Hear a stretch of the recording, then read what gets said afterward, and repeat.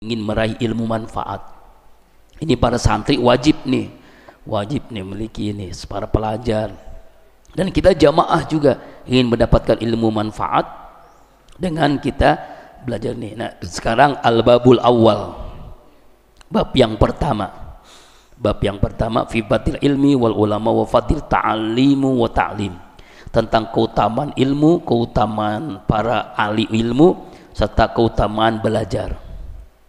Qala Allah Ta'ala, Allah telah berfirman, yarfa'illahu alladzina amanu minkum walladzina utul ilma darajat. Ayarfa'ul ulama minkum darajat bima jama'u minal ilmi wal amal. Allah mengangkat derajat orang beriman di antara kalian dan orang yang diberikan ilmu beberapa derajat. Jadi Allah itu akan mengangkat derajat siapa? Yang beriman dan orang yang diberikan ilmu. Jadi ilmu itu dari Allah. Ilmu dari Allah. Al-alim itu Allah, yang memiliki ilmu itu Allah Subhanahu wa ta'ala. Qala Ibnu Abbas berkata, darajatul ulama, derajat para ahli ilmu, ya, fauqal mu'minin, di atas orang beriman, bisa mi'ati darajatin, jaraknya yaitu 500 derajat, ma baina darajataini khamsu mi'atin, sedangkan jarak antara dua derajat perjalanan 500 tahun. Masya Allah. Nih kita nih ngaji nih, berarti kita ingin jadi orang yang berilmu. Orang yang nggak ngaji, nggak berilmu, itu dia ibadah. Orang yang berilmu beribadah, derajatnya beda, Pak. Derajatnya orang beriman, berilmu, dia beribadah 700 derajat. Satu derajat jaraknya 500 tahun perjalanan. Subhanallah. Makanya pentingnya ngaji, pentingnya belajar, pentingnya kita menuntut ilmu. Saking tingginya derajat orang yang biasa beriman, beribadah, dia puasa, dengan orang yang beribadah dengan ilmu. Bahkan setan ingin menggoda orang yang berilmu lagi tidur, dengan setan menggoda orang beriman lagi sholat. Lebih enakan orang beriman lagi sholat. Kenapa? Karena sholat yang nggak pakai ilmu.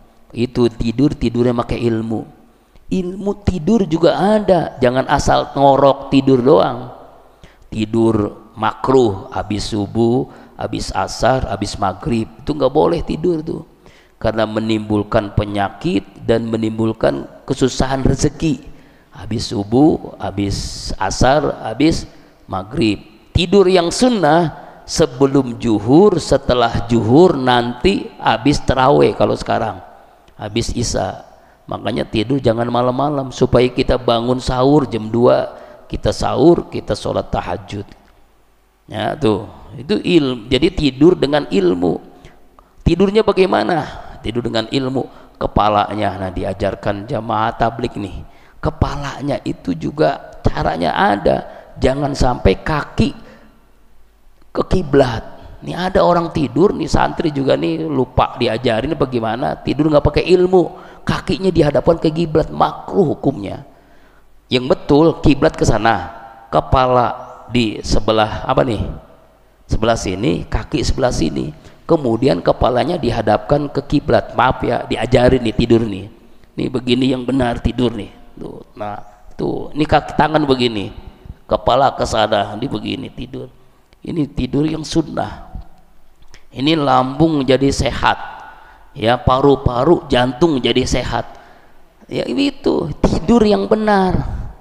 Itu masuk WC, kamar mandi, kenapa kaki kiri dulu? Itu ada hikmahnya. Pakai doa, Allahumma inni a'udzubika minal khubusi wal khobais.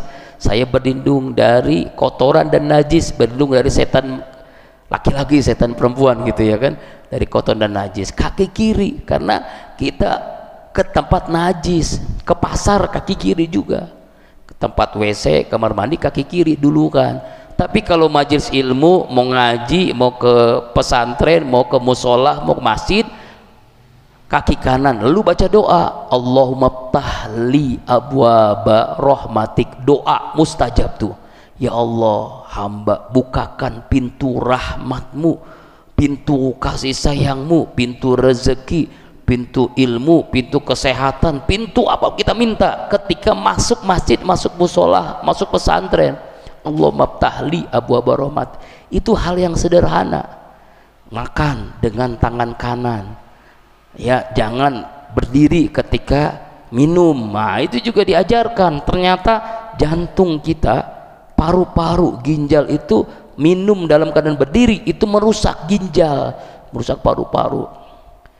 Kemudian apalagi contoh sederhana nih, yang kecil-kecil aja nih, pipis. Cara pipis itu ada caranya, cara pipis juga diajarkan. Nah, caranya nih berdiri, nongkrongnya pun ada caranya nih. Contohin ya supaya benar. Contoh ilmu orang pipis dengan ilmu, bukan begini, bukan, ini salah, perlu sambil ngerokok ini. Jadi kaki kanan ini begini tuh. Ya tuh maaf, kaki tuh ya, maaf tuh begini tuh. Jadi diginin.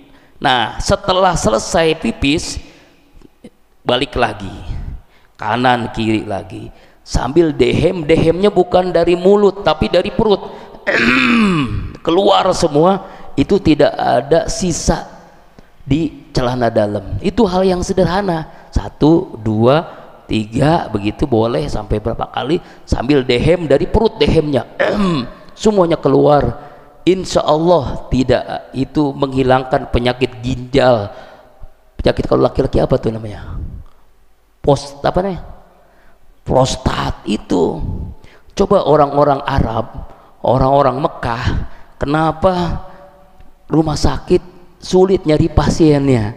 Nggak ada pasien, kosong, klinik-klinik pada kosong, orangnya pada sehat karena menjalankan sunnah. Di balik sunnah kejayaan, di balik sunnah sehat. Itu hal sederhana. Ini kita kencing sambil berdiri, itu tidak sunnah, tidak sunnah, dan juga ada sisa. Coba dah kalau nggak percaya, habis kencing berdiri kita sholat, ada tisu, taruh maaf di celana, di dekat kemaluan kita, tisu, lalu kita sujud aja gitu, itu pasti tes ada sisa, kena itu celana dalam, tisu kelihatan ada pipis, ya kan? Nggak sehat. Kenapa? Nggak makruh, haram sih nggak makruh kalau berdiri, makanya nongkrong. Wudu juga sebenarnya yang sunnah itu ini Ustadz ini belum bikin tempat wudhu yang benar. Nah, di Az-Zikra kemarin ya, di Gunung Sindur itu tempat wudhunya duduk. Kalau tempat wudhunya duduk itu enak wudhunya. Kaki ini bisa benar-benar sempurna ketika membasuh kaki dalam wudhu yang duduk. Wudhu berdiri itu tidak sunnah. Kalau Masjidil Haram, Masjid Nabawi itu semua tempat wudhu duduk, makanya sempurna wudhunya. Nah, kita belum nih ya, masjid-masjid Qalbun Salim juga belum, memang karena keterbatasan dana. Di Masjid Az-Zikra Sentul, Masjid Az-Zikra Gunung Sindur kemarin kita ziarah, santai belum ziarah nanti insyaallah ya. Itu wudunya posisinya duduk. Nah, nanti kapan ya, nih PR buat Abi ya, buat Ustadz, mengajak ziarah ke makam Ustadz Arifin, melihat tempat wudu yang benar. Itu hal yang sederhana. Artinya secara ilmiah, orang yang melakukan sesuatu dengan ilmu dengan orang melakukan sesuatu tanpa ilmu itu beda, berpengaruh kepada kesehariannya akhirnya. Ini kata Ibnu Abbas radhiyallahu anhu. Kemudian firman Allah, sahidallahu annahu la ilaha illa huwa wal malaikatu wa ulul ilmi, dalam surah Ali Imran ayat 18. Allah berfirman bahwasanya tidak ada Tuhan kecuali Allah dan juga malaikat dan orang-orang yang berilmu. Orang-orang yang berilmu. Dalam apa Allah memulai babada Allahu taala binafsi, Allah memulai firman dengan menyebut zatnya sendiri 2 kali dan menyebut malaikat, dan ketiga kali menyebut orang-orang yang memiliki ilmu. Syahidallahu annahu la ilaha illa huwa wal malaikatu wa ulul ilmi, orang yang memiliki ilmu pengetahuan. Makanya pentingnya ngaji, pentingnya pesantren. Tadi Pak Haji Mansur mengatakan santri kan sekarang kan banyak yang keluar dari Qalbun Salim karena jadi merebut di berbagai masjid. Ya kalau dari nanti nyesalnya nanti kalau udah pulang ke kampungnya, kenapa dulu saya jadi merebut. Memang sih pahalanya gede, kenapa saya nggak di Kolbun Salim nuntut ilmu yang benar. Nanti kalau udah pulang ke kampung masing-masing sudah sarjana tapi dapat ilmu agamanya kurang, karena ngajinya kalau jadi merebut kan nggak ngaji seperti di Kolbun Salim gitu. Ya itulah pentingnya ngaji untuk menuntut ilmu. Yang udah setua ini aja pengen ngaji lagi, pengen kuliah lagi. Beli kamu, Abi dulu punya namanya Profesor Dr. Ahmad Sukarja, menyelesaikan S3-nya usianya 63 tahun. Lalu yang sekarang Ustadz ngajar di Universitas Islam Depok, itu ada mahasiswa emak-emak umur 66 tahun. Bayangin masih menuntut ilmu untuk dapat gelar sarjana. Masya Allah. Jadi anak-anak muda yang umur 20 tahun, umur 17 tahun yang malas ngaji, malas belajar, malas menuntut ilmu, terlalu banget. Ini emak-emak, ya Allah. Saya tanya, Bu, Ibu ngajar? Enggak. Kenapa? Kuliah. Saya ingin dapat ilmu, Ustadz. Kalau ngaji doang mah cuma begitu doang. Kalau saya kuliah kan dapat ilmu yang lebih banyak. Masya Allah, hebat mak. Luar biasa. Dosennya umur 50 tahun, mahasiswa umur 66 tahun. Bayangin, harusnya difoto ya, asal diviralkan itu. Mahasiswa di Universitas Islam Depok. Nah, Masya Allah, itulah pentingnya menuntut ilmu, karena dia tahu pentingnya sampai Allah berfirman, tidak ada Tuhan kecuali Allah dan para malaikat dan orang-orang yang berilmu. Saking Allah muliakan derajat orang yang berilmu. Dalam keterangan Syekh Hadrul Syekh Hashim Ash'ari mengatakan bahwa kenapa Allah memulai kalimat Allah dengan dirinya, memuji malaikat, dan yang ketiga memuji ahli ilmu, karena begitu keutamaan orang memiliki ilmu. Wa nahika bihaja sarafan wa fadlan wa jalalan wa nablan. Cukuplah bagimu berpegang teguh pada ayat ini untuk kemuliaan, keutamaan orang-orang yang menuntut ilmu. Dikit lagi ya. Nah, firman Allah, innama yahsallahu min ibadihil ulama, surat Fatir ayat 28. Sesungguhnya orang-orang yang takut kepada Allah adalah orang-orang yang berilmu, para ulama, ulama akhirat ya. Jadi orang yang takut dengan Allah adalah orang yang berilmu. Kenapa ente takut berzina, takut korupsi, takut berbohong? Karena memang itulah orang yang paling dekat dengan Allah, yang paling takut adalah orang yang berilmu. Kemarin ada pertanyaan, ilmu ini ada dua, ada ilmu berkah, manfaat, ada ilmu tidak bermanfaat, tidak berkah. Saya ingat dari ungkapan almarhum Kiai Haji Husin ketika nyantri dulu, beliau mengungkapkan sebuah hadis, manis dada ilman lam yazdad hudan lam yazdad minallah ila budan. Meninggalnya di Madinah. Dia sering ngomong ini sama santrinya, apa dia bilang? Siapa orang bertambah ilmu tapi tidak bertambah hidayah, dia makin jauh dari Allah. Orang bertambah ilmu tapi bertambah ibadahnya dekat dengan Allah, maka itu orang yang mendapatkan ilmu yang manfaat, ilmu yang berkah. Ilmu manfaat itu nggak harus tinggi-tinggi, S3, doktor, profesor, bukan. Tapi ilmu manfaat saya nih, ya, alhamdulillah taurus bini mah udah S2 tapi ngajar Iqra. Iqra, nggak percaya kan? Ngajar Iqra di sini, Iqra 1, Iqra 2, nikmat aja gitu. Justru itulah ilmu yang manfaat. Dibandingkan orang sudah profesor, sudah lupa dengan dirinya, tapi manfaatnya nggak ada. Ada ahli tafsir, ahli hadis, ahli tasawuf, tapi sholatnya nggak pernah ke masjid. Pernah tuh dulu almarhum Ustadz Arifin itu kita keliling ke kiai-kiai, ulama-ulama, profesor. Jadi bisa menilai ini kiai ini ngamalin ilmunya enggak, ini profesor ngamalin ilmu. Ada profesor tafsir, kita datang, subuhnya di rumah nggak ada masjid. Wah, ini ilmunya boleh tapi amalnya nggak ada.